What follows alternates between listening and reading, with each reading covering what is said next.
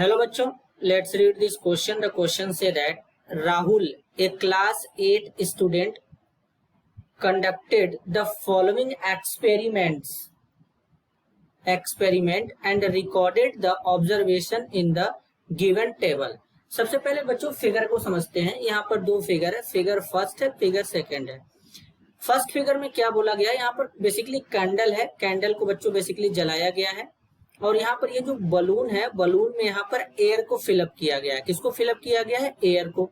Second figure में क्या किया गया है, यहाँ पर कैंडल को बर्न किया गया है और इस बलून के अंदर वाटर को फिल किया गया है। तो यहाँ पर क्या ऑब्जर्वेशन देखने को मिलेगा?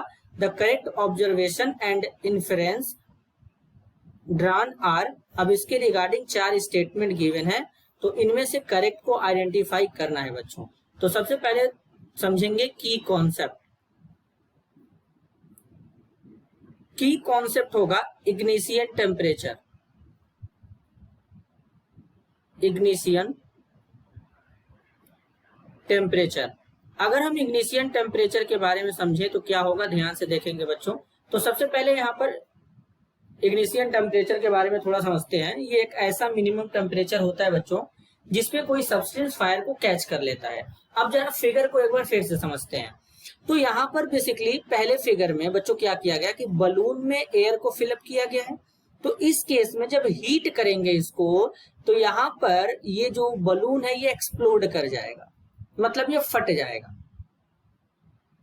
क्योंकि यहाँ पर ये इजिली हीट हो जाएगा। इसका इग्निशियन टेम्परेचर बहुत ही कम होगा, ये फायर को कैच कर लेगा, एक्सप्लोड कर जाएगा। लेकिन जब वाटर को फिलअप कर देंगे सेकंड फिगर में, तो यहाँ पर ऐसा नहीं होगा, ये एक्सप्लोड नहीं होता। क्यों? जब इसको हीट करेंगे तो बलून के अंदर जो वाटर है ये हीट वाटर एब्जॉर्ब कर लेगा, हीट वाटर को ट्रांसफर हो जाएगा। तो इस केस में बलून जो होता है एक्सप्लोड नहीं होता है। यानी when balloon filled with air is held over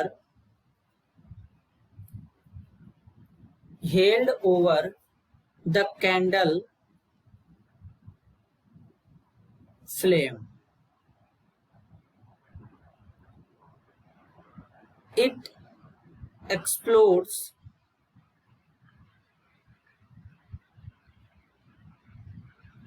as ignition temperature.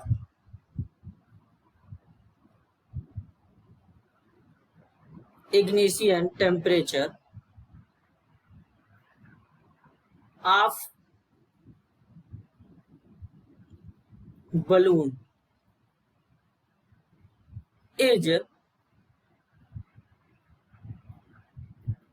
reached the rubber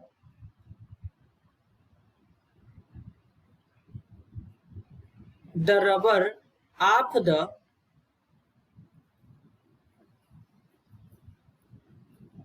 balloon is the rubber of the balloon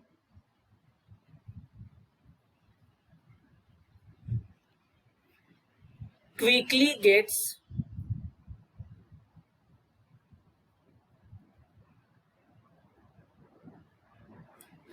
gets heated and explodes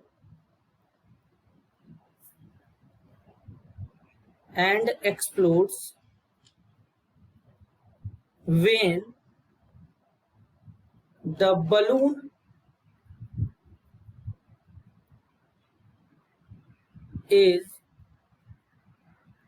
filled with water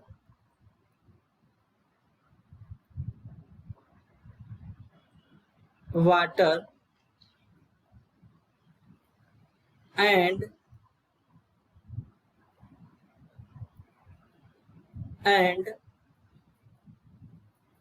held over the candle flame. The candle flame.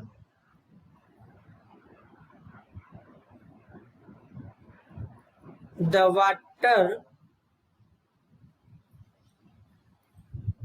absorb heat and